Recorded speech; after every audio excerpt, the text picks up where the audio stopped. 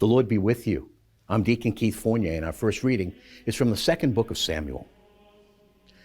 Once the king had settled into his palace, and Yahweh had granted him rest from all the enemies surrounding him, the king said to the prophet Nathan, "Look, I am living in a cedar wood palace while the ark of God is under awnings." Nathan said to the king, "Go and do whatever you have in mind, for Yahweh is with you." But that very night, the word of Yahweh came to Nathan. "Go and tell my servant David, Yahweh says this, are you to build me a temple for me to live in? This is what you must say to my servant David. Yahweh Sabaoth says this, I took you from the pasture, from following the sheep, to be the leader of my people Israel. I've been with you wherever you went.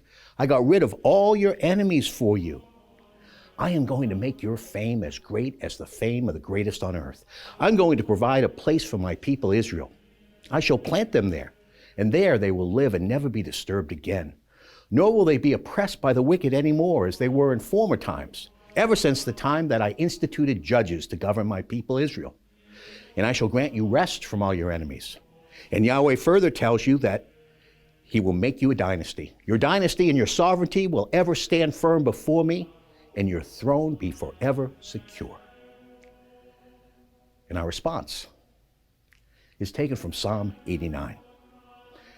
"For you have said, love is built to last forever. You have fixed your constancy firm in the heavens. I've made a covenant with my chosen one, sworn an oath to my servant David. I've made your dynasty firm forever, built your throne stable age to age. The heavens praise your wonders, Yahweh, your constancy in the gathering of your faithful.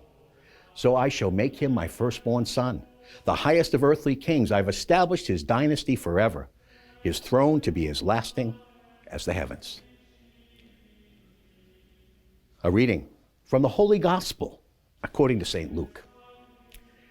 His father Zechariah was filled with the Holy Spirit and spoke this prophecy. "Blessed be the Lord, the God of Israel, for he has visited his people, he has set them free, and he's established for us a saving power in the house of his servant David, just as he proclaimed by the mouth of his holy prophets from ancient times, that he would save us from our enemies and from the hands of all those who hate us, and show faithful love to our ancestors, and so keep in mind his holy covenant. This was the oath he swore to our father Abraham, that he would grant us, free from fear, to be delivered from the hands of our enemies, to serve him in holiness and uprightness in his presence all our days.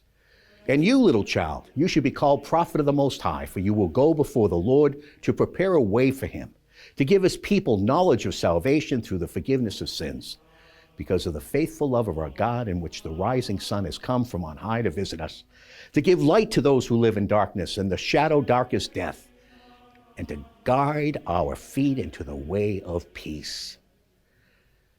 The Gospel of the Lord.